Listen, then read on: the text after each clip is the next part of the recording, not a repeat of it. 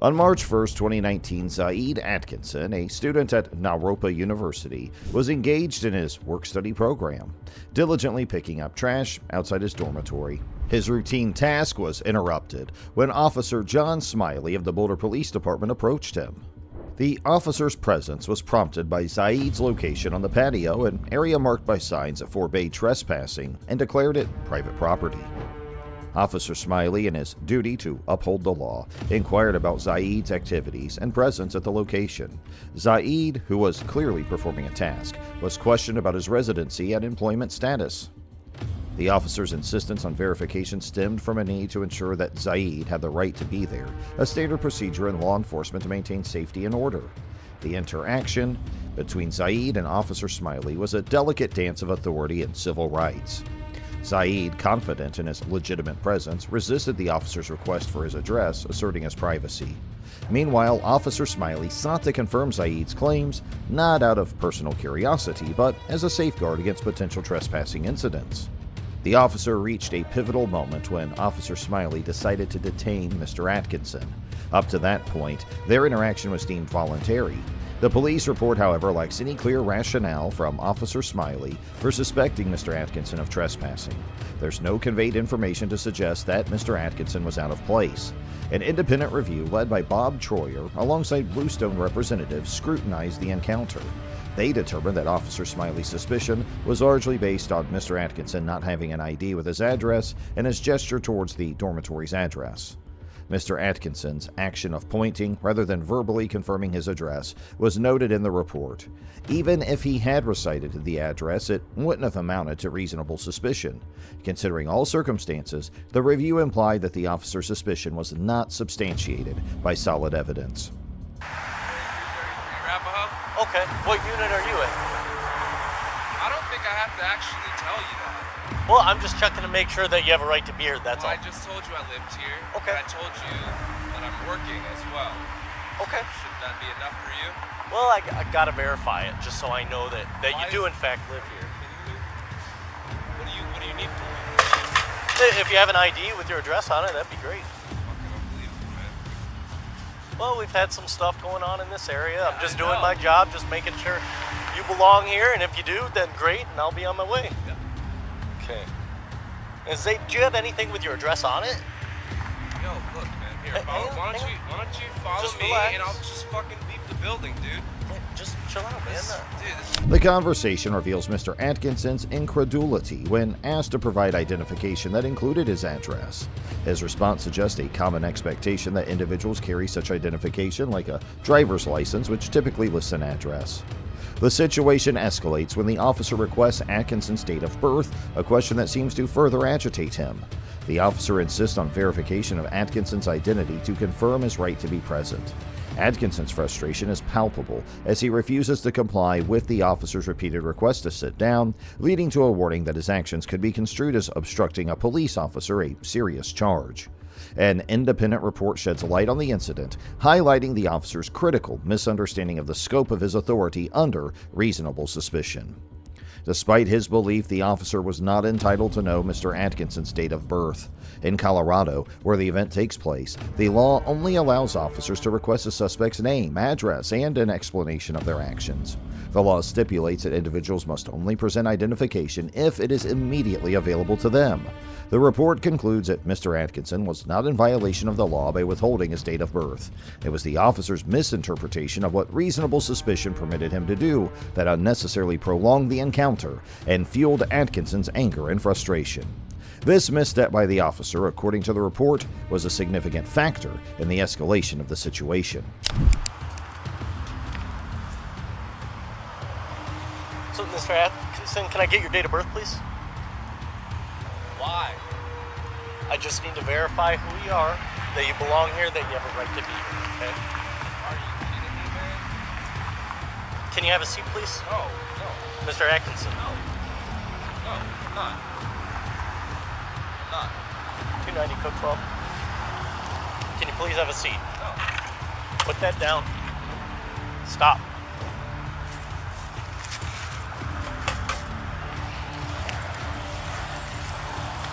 Mr. Atkinson, right now you're obstructing a police officer which is a jailable offense. I'm asking you one more time to sit down. I'm not doing anything wrong. And you're not going to arrest me.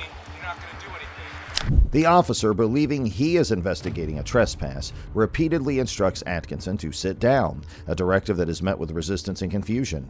Mr. Atkinson, on his property and holding a trash grabber, is bewildered by the officer's demands and the threat of being tased. The officer's communication over the radio, referring to the trash grabber as a blunt object, could mislead the responding officers into thinking they're approaching a potentially violent scenario. This mischaracterization adds tension to the situation, as Atkinson has not displayed any aggression. The officer's insistence on compliance, coupled with the threat of using a taser, only serves to heighten Atkinson's distress.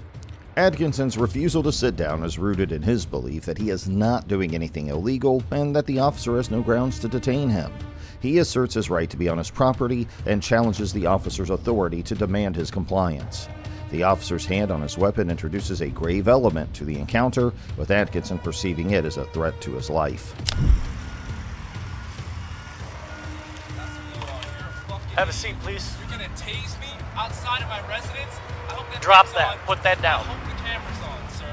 Put that down. I really do. No, I'm working. You need to I live listen to here. what I'm telling You you to have do my right now. address. I'm not doing anything. I'm not doing anything 290, illegal. we're on I haven't done anything the east wrong. side of So I'm not gonna 2333 listen to you. Folsom. I don't Subject's know you. failing to comply, You're actually on not my sitting down, property, and he and I has feel some unsafe. kind of a blunt object in his hand. Yeah. I'm just gonna follow until my cover gets here. Have a seat. I'm not sitting Sit down. I'm not sitting anywhere. Sit down. Now. Why? Now. Do it now. Why? Why? I'm detaining you to investigate. For what? For Investigated what? trespass. I live here. You saw You haven't I'm a confirmed that. student. Sit down. I'm a student. Sit down and I'll I'm not confirm it. sitting anywhere. Sit down now. No. Sit down. No, I'm not sitting down. Then you're probably going to get tased in a second. Why? Because you have a weapon. Put that I down. have a weapon. Put it down and comply with my orders. That's not what you're doing, officer. Do You it. better think, because I got fucking, dude, I could get lawyers. The dialogue captures the intensity of the moment, with Atkinson invoking the possibility of legal action and the presence of a camera as forms of protection. He repeatedly points out that he is merely picking up trash, an activity that should not warrant such a severe response from law enforcement. As the situation unfolds, Atkinson calls for higher authorities, hoping for intervention that would prevent the encounter from escalating further.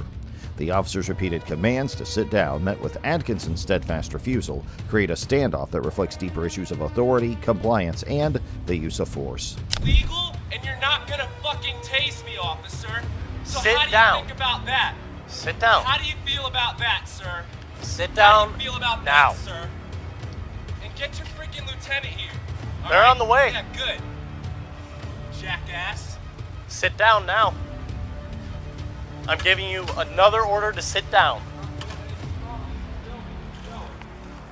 Alright? And you're filming. So you know I didn't do anything wrong. So you can't tase 290, me. we're now You won't behind tase me. You're gonna wait for the 2333 lieutenant, Folsom. and you're gonna get Subject some is shit. still failing to You're comply. gonna get some shit, sir. Not Sit me. down, sir. No, I'm not sitting anywhere. You're not in control here. This is my property.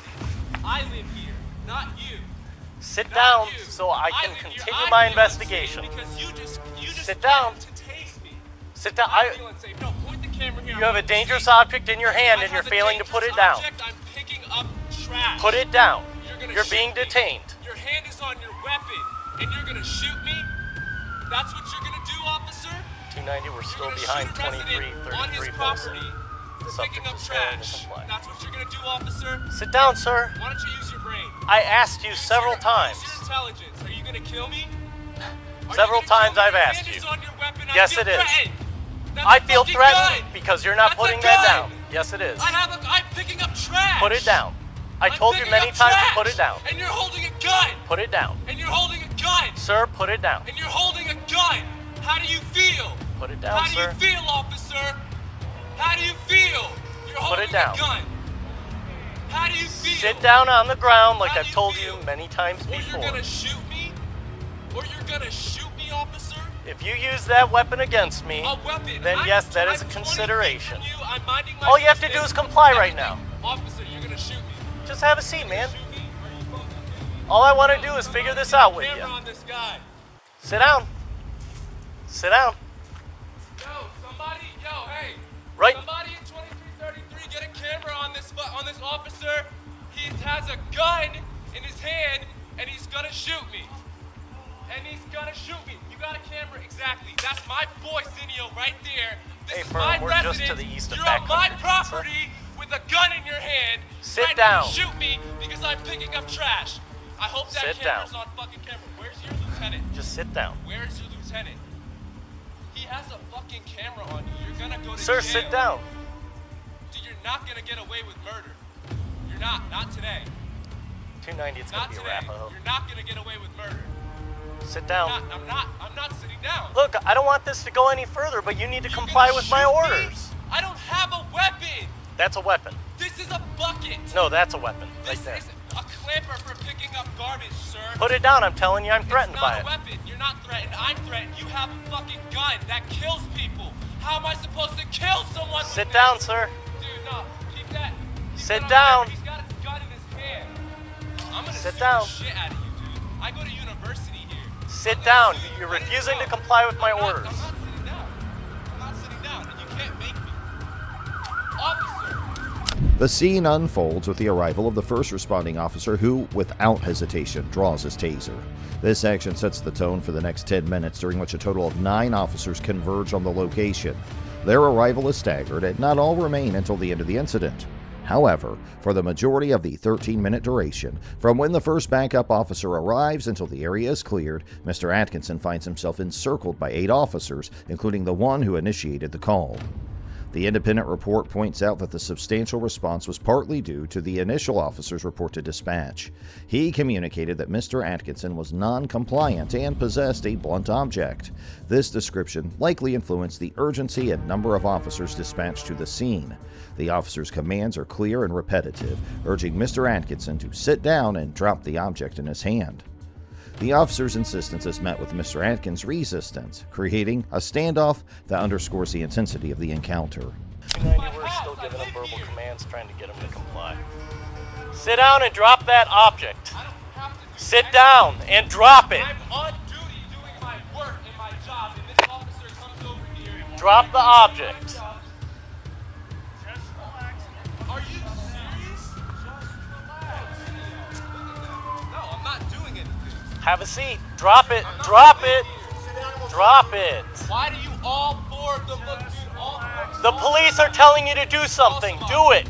You have a gun in your hand. Yes, I do, because you're not listening. You have a fucking gun You in have your a hand. weapon. I don't have a Drop the weapon. Despite Mr. Atkinson's protest that he's merely picking up garbage for his dormitory and asserting his rights as a citizen, the officers maintain their stance with weapons drawn, demanding compliance. Atkinson, in a bid to de-escalate the situation, asks the officers to put away their weapons before he considers sitting down, emphasizing his non-threatening intentions. The officers, however, remain adamant, with one officer refusing to reholster his gun, leading Atkinson to resist sitting down as requested. The story then shifts to the broader scene where multiple officers have arrived at Atkinson's property. The report notes that only one officer kept his firearm drawn for an extended period, while others had less lethal options or had their weapons upholstered for a minimal duration. Despite claims from Atkinson and a student observer that guns were pointed at him, video evidence reviewed in the report indicates that this was not the case. That's the first time. Have a seat. You are fucking threatening me on my property. I live here. Hey, listen. I'm a resident The first thing you of need this to do is fucking drop property. that I'm item. picking up garbage from my fucking dorm. I go to school here. Drop it. Just I go drop to it and school sit. Here. Don't fucking tell me what to do. You guys don't have a goddamn fucking right to be doing this to me. Sit down. I'm a and drop citizen it. of this country. Sit I down. fucking pay my taxes. I am a student, and all of you have weapons drawn, and I Sit feel down. threatened. Sit down and drop that No! object. I will not sit down. I refuse to sit down until you guys put your fucking weapons away. Alright, watch this. Put your goddamn weapons away. Right there. Can we talk? Put your fucking gun away. Have a seat. Put your fucking gun away. Have a seat. Put your gun away, and I will I'm not talk putting to my you. gun away. Then I'm not fucking doing a goddamn thing. Back up Because you and have a came seat. onto my property with your weapons drawn, threatening me Have a seat, at the sir. place that I fucking sleep. Back up. How do you feel about that? Back up. How do you feel about Back that? up and sit down, please. Fucking tell me what to do. What, are you gonna shoot me? No one's gonna... Throughout the interaction, Atkinson repeatedly states his address and insists on his innocence, questioning the officer's right to threaten him on his property. The officer's persistent commands to sit down and drop the item in his hand reflect the protocol to secure the scene, but Atkinson's refusal to comply without the officers putting away their weapons creates a deadlock. The conversation also touches upon the possibility of having an adult conversation to resolve the issue, but this suggestion comes after a significant escalation, with Atkinson already feeling threatened by the deputy's drawn gun. The exchange of phone numbers suggests an attempt to establish a more personal dialogue, yet the tension remains high. The report concludes by clarifying the actions of the officers regarding their weapons. It highlights that, contrary to the claims made by Atkinson and the student, no officer pointed a weapon at Atkinson during the standoff. This detail is crucial in understanding the dynamics of the incident and the perceptions of those involved. Zaid is confronted by officers with weapons drawn, a clear sign of an escalated police response. He expresses disbelief and frustration, feeling that the officers are not genuinely engaging in dialogue or listening to his side of the story. As the story progresses, we see an officer attempting to communicate with Zaid, assuring him that shooting is not the intended outcome. The officer's request for Zaid to drop what he holds is met with a conditional promise to put away his gun, suggesting a mutual de-escalation could be possible. However, Zaid remains skeptical and defensive, understandably so given the circumstances.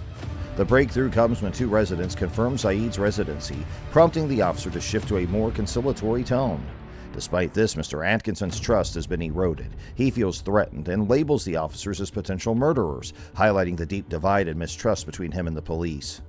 Mr. Atkinson's identity is confirmed through his ID, yet the officer's earlier actions, taking down his information and drawing a taser, have already set the stage for confrontation.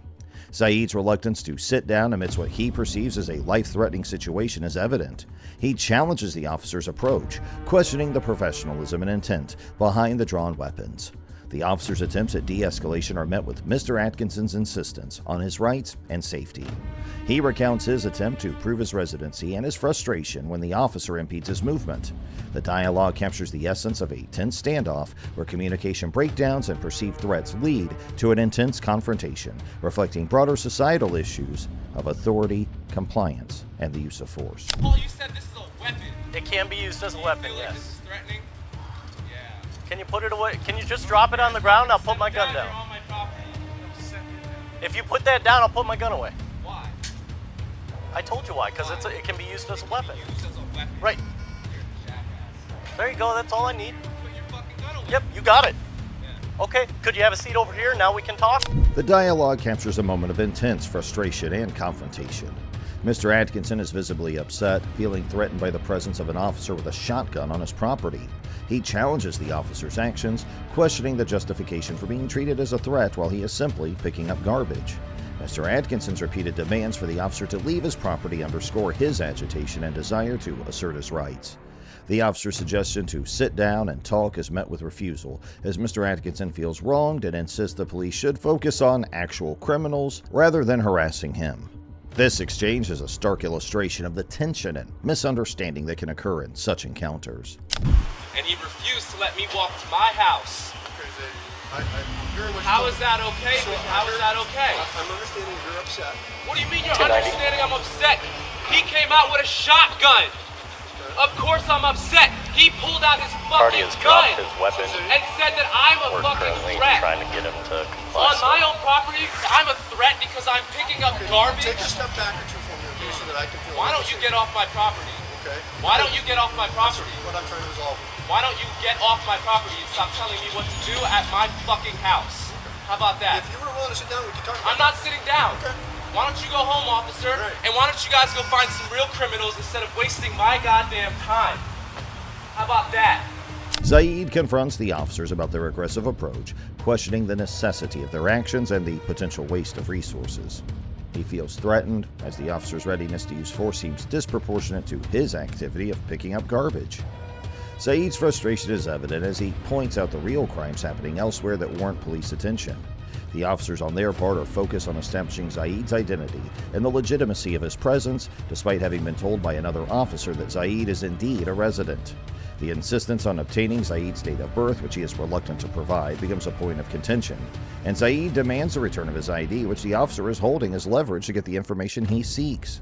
They're actually committing crimes. Like, can I How do tell you you feel? something? Can I tell you something? Feel? You're ready to jump out of your skin because you know you fucking made a dumb mistake today. Can I tell you something? No.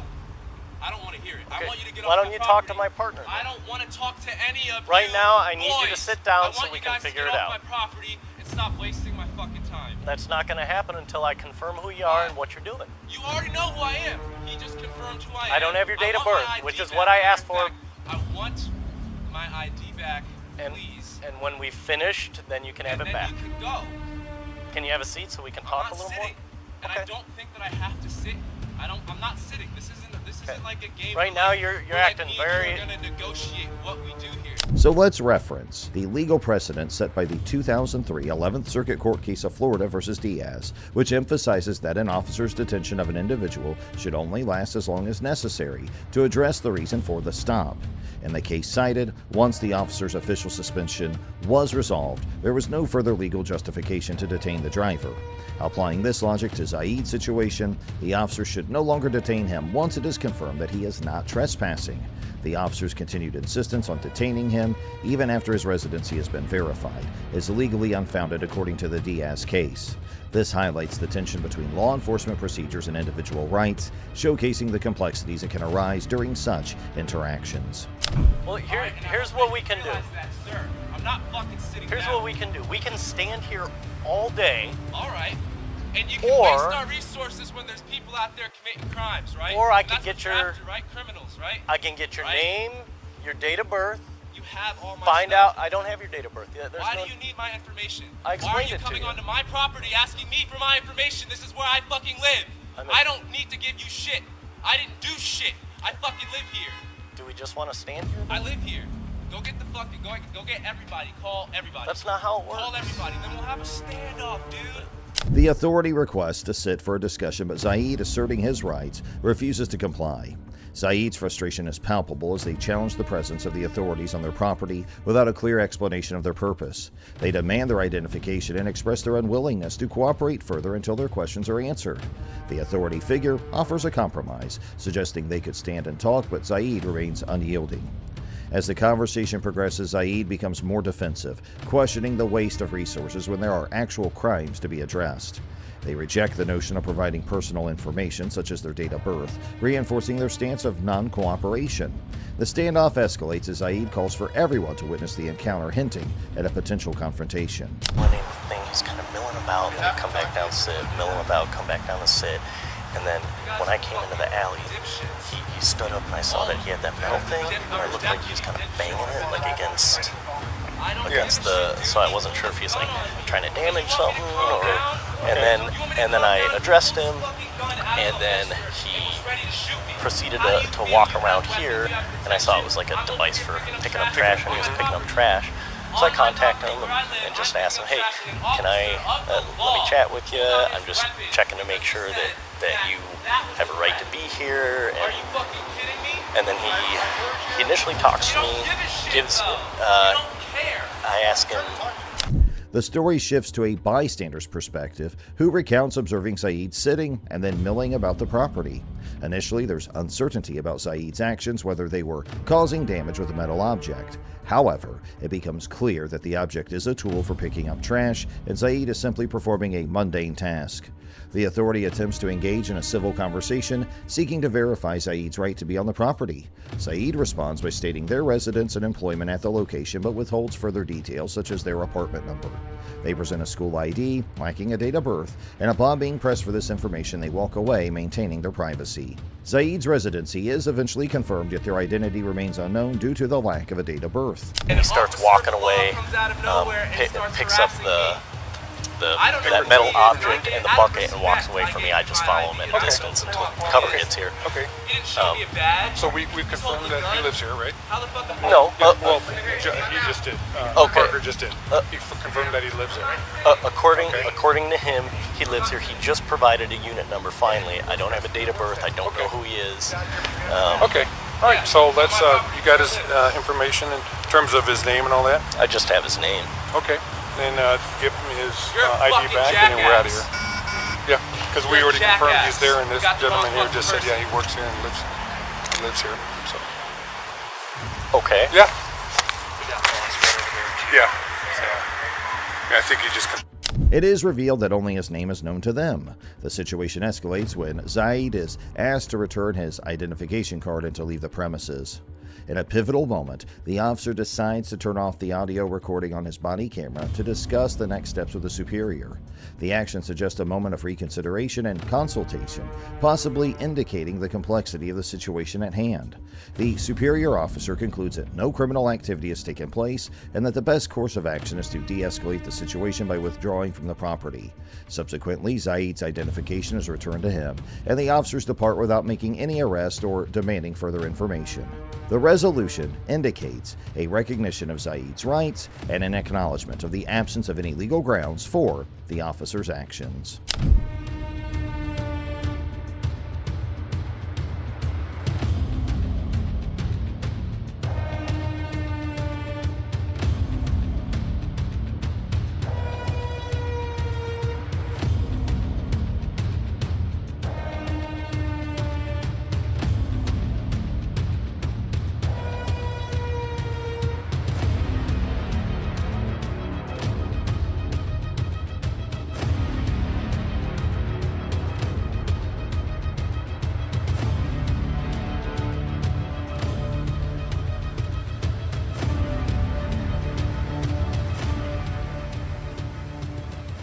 The aftermath of the encounter leads to a significant consequence for the involved officer. He resigns from his position at the Boulder Police Department, but not without a substantial severance package. Meanwhile, Zaid takes legal action against the city of Boulder, initiating a lawsuit that remains unresolved. The situation, which could have been addressed through alternative, less confrontational means, instead resulted in an unnecessary escalation. The story serves as a reflection on the delicate balance between law enforcement and individual rights, highlighting the importance of justifiable cause in any police action. It shows the need for accountability and the potential repercussions of actions taken without proper justification. The officer's insistence on obtaining Zaid's information, despite knowing no trespassing occurred, showcased a disregard for the Fourth Amendment and a lack of sound judgment in police work.